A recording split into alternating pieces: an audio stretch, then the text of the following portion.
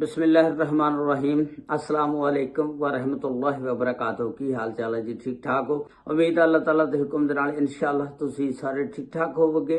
अल्लाह ताला सब ते रहमत फरमाए। अल्लाह ताला सब नूं अपने हिफ्ज़ो ईमान दे विच रखे। अज दे वीलॉग दे विच मैं तुहानूं दसांगा कि बॉलीवुड दे वर्सटाइल अदाकार गोविंदा उन्हां दा एक ताज़ा इंटरव्यू सोशल मीडिया ते आया। उस इंटरव्यू की वजह ना एक बहुत रौला बन गया। ते पहले जेड़े लोग सी ना ओदी बीवी जेड़ी सी ना ओनू बुरा भला कहंदे सी, लेकिन इस इंटरव्यू दे बाद दे विच लोग हुण गोविंदा नू बुरा भला कहंदे ने, यानी ओदे उत्ते बड़ियां उंगलियां उठाईयां जा रहीआं। ओदी मुकम्मल तफसीलात अज दी इस वीडियो दे विच मैं तुहानूं दसांगा। लो जी, जे चैनल ते नवे हो तो चैनल नूं सबसक्राइब लाइक और शेयर जरूर कर देना और नाल नाल घंटी दे बटन नूं जरूर दब देना। ये इस तरह के ਜਿਹੜੀ ਇਹਨਾਂ ਦੀ बीवी आ सुनीता आहूजा, ਉਹਨਾਂ ਦੇ ਨਾਲ ਗੋਵਿੰਦਾ ਨੇ सन 1987 ਦੇ ਵਿੱਚ शादी ਕੀਤੀ ਸੀ, तकरीबन 37 साल ਪਹਿਲੋਂ। ਇਹ 37 साल कैमरैन वाली ਜਿਹੜੀ शादी आ ਤੇ ਇਹ ਇਸ ਤਰ੍ਹਾਂ ਕਿ ਸੁਨੀਤਾ ਦੇ ਵਕੀਲ ਨੇ ਇੱਕ ਨੋਟਿਸ ਗੋਵਿੰਦਾ ਨੂੰ 3 ਮਾਹ ਪਹਿਲਾਂ ਭੇਜਿਆ ਇੱਕ ਅਲੈਹਦਗੀ ਦਾ, ਤੇ ਉਸ ਦੇ ਬਾਰੇ ਚ ਉਸ ਵਕੀਲ ਨੇ ਵੀ ਦੱਸਿਆ ਕਿ ਅਸੀਂ ਗੋਵਿੰਦਾ ਨੂੰ सुनीता आहूजा की तरफों एक ना अलहदगी का नोटिस भेजा कि मैं अलहदा होना चाहनी, यानी तलाक लेना चाहनी हाँ। इसकी तस्दीक सुनीता आहूजा के वकील ने की कि उस तो पहला जिहड़ी सी ना सुनीता जिहड़ी सी ना ਇਹ हर महफल दे विच या जिथे भी जाती सी, पॉडकास्ट दे विच या जिथे भी इंटरव्यू दिंदी सी, हमेशा गोविंदा दे उत्ते उंगलियां उठांदी सी, उन्होंने बुरा भला कहंदी सी। लोग ना फिर सुनीता आहूजा नूं कहंदे सी यार किहो जी बीवी आ जिहड़ी अपने शौहर दे उत्ते ही उंगलियां उठांदी आ, ओदियां बदखुआइयां करदी आ, ਉਹਦੇ खिलाफ ही गल्लां करदी रहिंदी आ। ते लोग चूंकि गोविंदा दे भी बड़े फॉलोअर सी, उन्होंने बड़ियां हिट फिल्मां दित्तियां सन 1990 की दहाई दे विच, बहुत अच्छे अदाकार सी, बड़े अच्छे डांसर सी, बहुत अच्छे कॉमेडियन सी, ते इन्हां दे फैन फॉलोअर जेहड़ी सी बहुत ज्यादा सी, लोग इन्हां नूं बहुत ज्यादा चाहते हुंदे सी।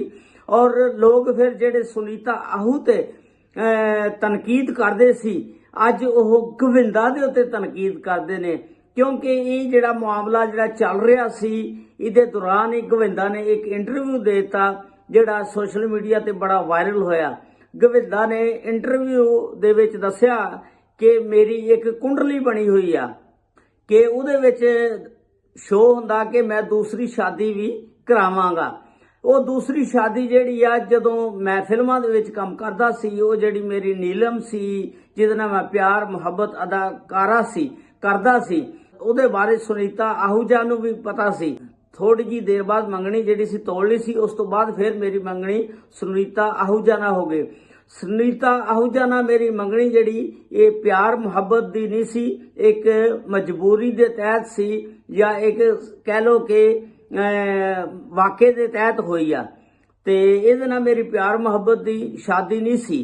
ते सुनीता आहूजा नूं तैयार रहना चाहिदा कि मेरी कुंडली दे विच जिहड़ी गल लिखी हुई है कि मैं दूसरी शादी भी करवावांगा, कि हो सकदा कोई लड़की मैनूं मिल जाए, मैं किसी दे नाल शादी उस लड़की नाल करवा ला जिहड़ी मैनूं मिल जाए, ते तब ही मैं यानी आज़ाद महसूस करूंगा।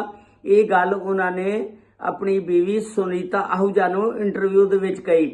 दूसरी गल उन्होंने कहा कि जूही चावला और देविया भारती, इन्हां दो दे बारे च भी उन्होंने उन्हां दी तारीफ की कि ये ऐसियां लड़कियां कि इन्हां नूं अगर कोई बंदा वेख लवे और फिर इन्हां दी मुहब्बत दे विच गिरफ्तार ना होवे, ये नहीं हो सकता हैगा। उन्हें कहा ये ऐसियां खूबसूरत अदाकारां सी, जिहड़ा बंदा भी इन्हां नूं वेखदा समझो वो इन्हां नूं दिल दे बहिंदा। इस तरह की गल उन्होंने की।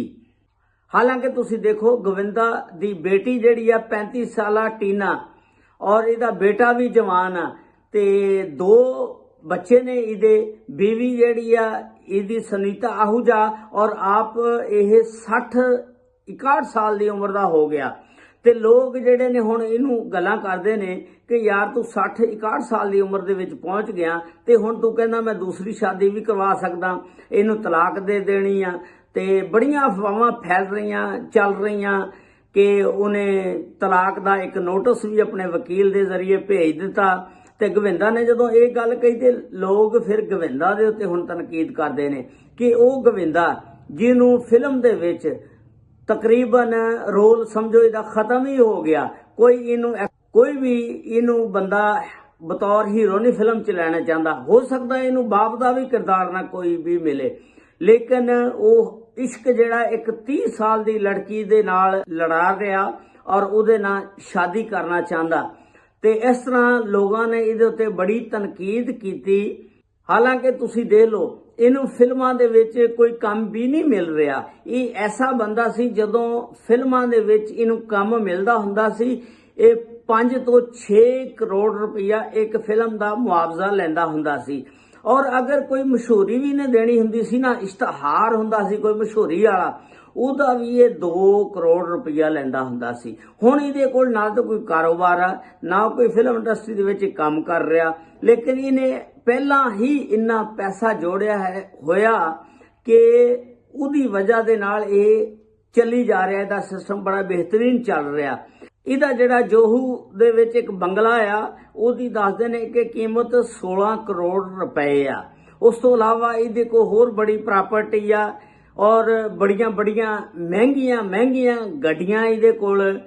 ਇਹਨੇ ਇੰਨਾ ਪੈਸਾ ਜੋੜ ਕੇ ਰੱਖਿਆ ਕਿ ਅਗਰ ਇਹ ਫਿਲਮ ਇੰਡਸਟਰੀ ਦੇ ਵਿੱਚ ਕੰਮ ਵੀ ਨਾ ਕਰੇ ਤਾਂ ਵੀ ਇਹਦਾ ਬਿਹਤਰੀਨ ਸਰਕਲ ਚੱਲਦਾ। ਲੇਕਿਨ ਲੋਕ ਹੁਣ ਇਹਦੇ ਉੱਤੇ ਉਂਗਲੀਆਂ ਉਠਾ ਰਹੇ ਨੇ, ਇਹਨੂੰ ਬੁਰਾ ਭਲਾ ਕਹਿ ਰਹੇ ਨੇ, ਕਿਉਂਕਿ ਇਹਦੇ ਮੈਨੇਜਰ ਜਿਹੜਾ ਸ਼ਸ਼ੀ ਸਨਹਾ ਉਹਨੇ ਤਸਦੀਕ ਕੀਤੀ ਆ ਕਿ ਜਿਹੜਾ ਤਲਾਕ ਦਾ ਨੋਟਿਸ ਆ ਇਹਦੀ ਬੀਵੀ ਸੁਨੀਤਾ ਆਹੂਜਾ ਦੀ ਤਰਫੋਂ ਜਿਹੜਾ ਮਿਲਿਆ ਤੇ ਉਹਦੀ ਤਸਦੀਕ ਕੀਤੀ ਆ ਕਿ 3 ਮਾਹ ਪਹਿਲਾਂ ਉਹਨਾਂ ਨੇ ਇਹਨੂੰ ਤਲਾਕ ਦਾ ਨੋਟਿਸ ਭੇਜਿਆ ਸੀ।